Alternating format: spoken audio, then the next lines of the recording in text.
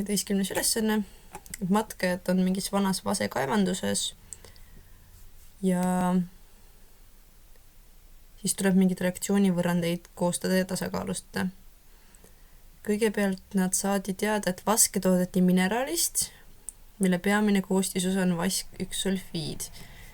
Kirjutame siis vask-1-sulfiid. Vask ja siis sulfiid.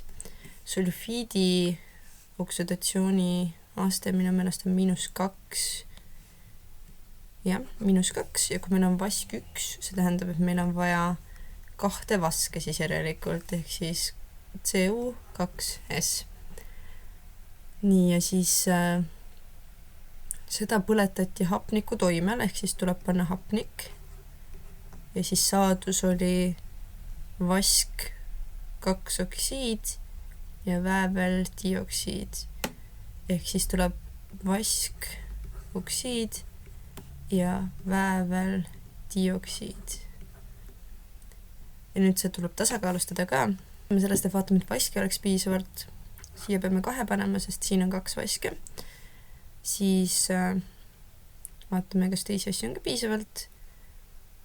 Siin meil on 1S, paremal pool on 1S, vasakul pool on nii, siis on hapnik, on siin vasakul pool on 2, paremal pool on 1, ei, paremal pool on isegi 4, nii et me peame siia ette panema 2.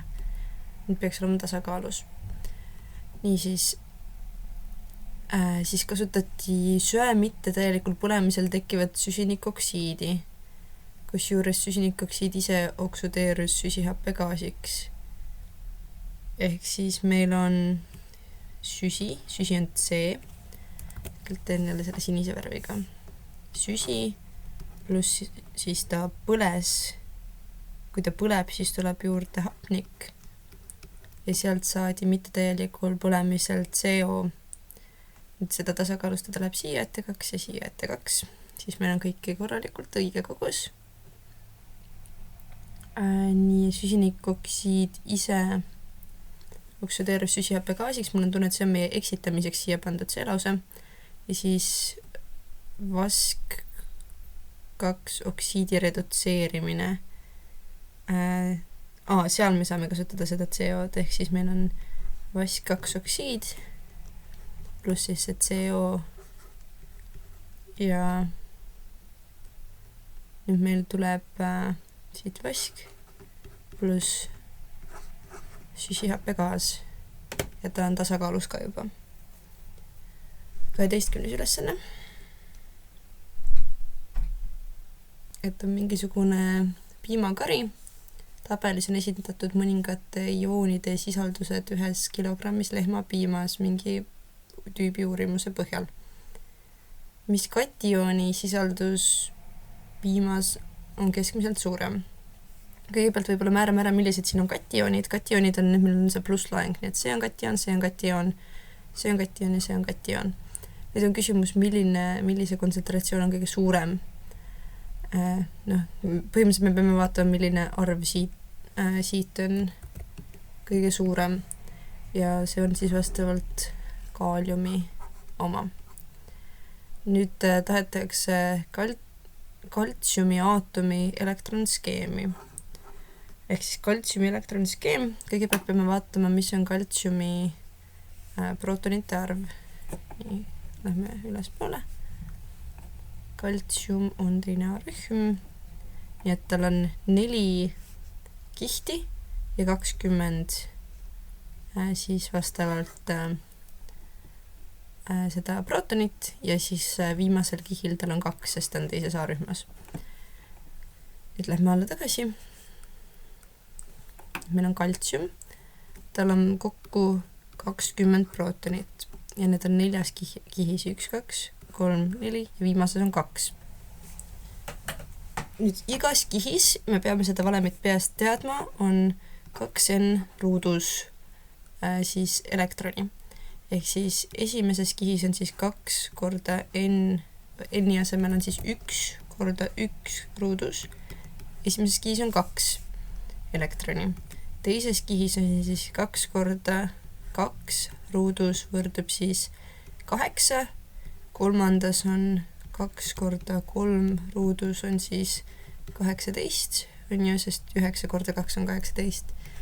Neljandas on 2 korda 4 ruudus, ehk siis 16 korda 2 on 32 ja nii edasi. Aga ja mis me saame kirjutada siia on see, et esimeses kihis on 2, teises kihis on 8. Nüüd tekib see olukord, kus me teame, et väliskihis peab olema 2, sellepärast et kaltsium on teises A-rühmas ja me teame, et praegu, nii et me saame selle 2 siia ära kirjutada.